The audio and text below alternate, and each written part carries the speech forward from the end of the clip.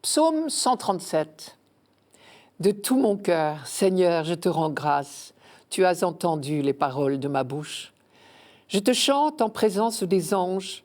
Vers ton temple sacré, je me prosterne. Je rends grâce à ton nom pour ton amour et ta vérité, car tu élèves au-dessus de tout ton nom et ta parole. Le jour où tu répondis à mon appel, tu fis grandir en mon âme la force. Tous les rois de la terre te rendent grâce quand ils entendent les paroles de ta bouche. Ils chantent les chemins du Seigneur. Quelle est grande la gloire du Seigneur. Ta droite me rend vainqueur. Le Seigneur fait tout pour moi. Seigneur, éternel est ton amour. N'arrête pas l'œuvre de tes mains. De tout mon cœur, je te rends grâce. Il se dégage de ce psaume une impression très particulière, très douce, de joie profonde et de sérénité. Dès le premier verset, au fond, tout est dit. Par exemple, l'expression « rendre grâce » est répétée. De tout mon cœur, Seigneur, je te rends grâce. Je rends grâce à ton nom. Le croyant, c'est celui qui vit dans la grâce de Dieu et qui le reconnaît tout simplement, le cœur noyé de reconnaissance. J'ai dit le croyant. Mais ce croyant n'est pas un individu particulier. C'est le peuple d'Israël, comme toujours dans les psaumes, qui parle ici et qui rend grâce pour l'alliance que Dieu lui a proposée. Cela s'entend à la répétition du nom Seigneur, qui est dit à plusieurs reprises dans ces quelques versets. C'est le fameux nom de Dieu, ce que nous appelons le tétragramme, puisqu'il s'agit de 4 consonnes. Ce nom, révélé par Dieu à Moïse au Sinaï, au moment de l'épisode du buisson ardent, au chapitre 3 de l'Exode. Dieu s'est encore révélé à Moïse au cours de l'Exode dans le Sinaï, sous le nom de amour et vérité. Et nous l'entendons également ici. Je rends grâce à ton nom pour ton amour et ta vérité. Et nous retrouvons cette même expression amour et vérité à plusieurs reprises dans d'autres psaumes et dans l'ensemble de la Bible. C'est la précieuse découverte d'Israël, grâce au souffle de Dieu, bien sûr, à l'Esprit.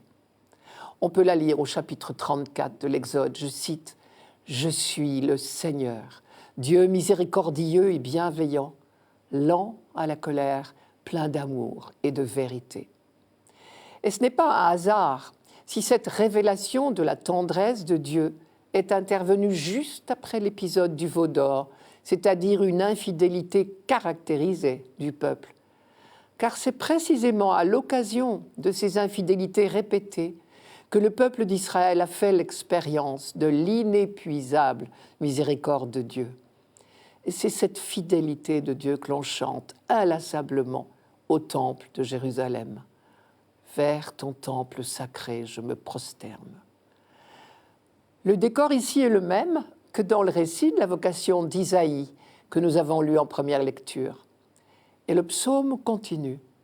Je rends grâce à ton nom pour ton amour et ta vérité. Dans le récit de la vocation d'Isaïe, l'accent était mis sur la sainteté de Dieu, le fossé qui nous sépare de lui et que nous ne pouvons pas combler par nos propres forces, ni par aucune action, si méritoire soit-elle. C'est Dieu lui-même qui en permanence comble ce fossé et nous invite à entrer dans son intimité. Dans ce psaume, nous découvrons en quoi consiste la sainteté de Dieu. Dieu est amour et vérité. Voilà sa sainteté. Et il est vrai qu'en cela, un fossé nous sépare de lui. À la fin du psaume, nous retrouvons une autre expression de cette prise de conscience de l'amour de Dieu. Éternel est ton amour. Vous avez reconnu le refrain du psaume 135, qui est lui aussi un rappel de la libération de l'Exode.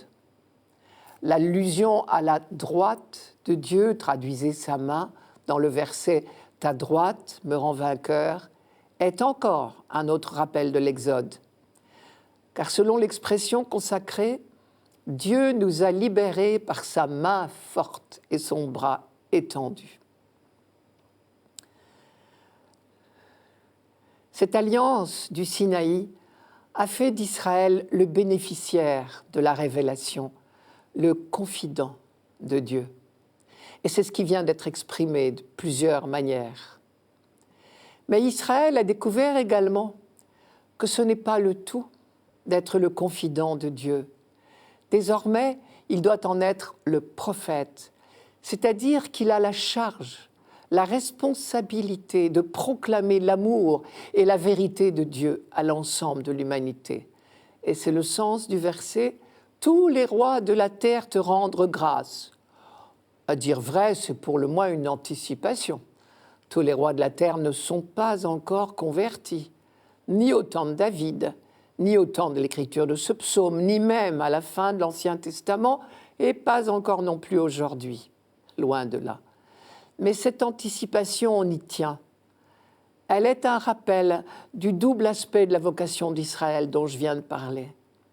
Pour que les rois de la terre s'inclinent devant Dieu, il faudra qu'ils aient entendu la bonne nouvelle. Le psaume dit bien « Tous les rois de la terre te rendent grâce quand ils entendent les paroles de ta bouche. » Quand Israël aura rempli sa mission de témoin de Dieu, alors on pourra chanter vraiment « De tout mon cœur, je te rends grâce. Tous les rois de la terre te rendent grâce. » Enfin, le psaume se termine par une prière. « N'arrête pas l'œuvre de tes mains », ce qui veut dire, s'il te plaît, continue malgré nos infidélités répétées. Et il faut lire ensemble les deux phrases. « Seigneur, éternel est ton amour, n'arrête pas l'œuvre de tes mains. » C'est parce que l'amour de Dieu est éternel que nous savons qu'il n'arrête pas, qu'il n'arrêtera pas l'œuvre de ses mains. Et c'est bien pour cela que nous ne cessons pas de rendre grâce. Le Seigneur fait tout pour moi, chante le psaume. Nous savons que nous sommes enveloppés en permanence de sa présence et de sa sollicitude. Et saint Paul le dit si bien, Dieu fait tout concourir au bien de ceux qu'il aime, c'est-à-dire de ceux qui lui font confiance.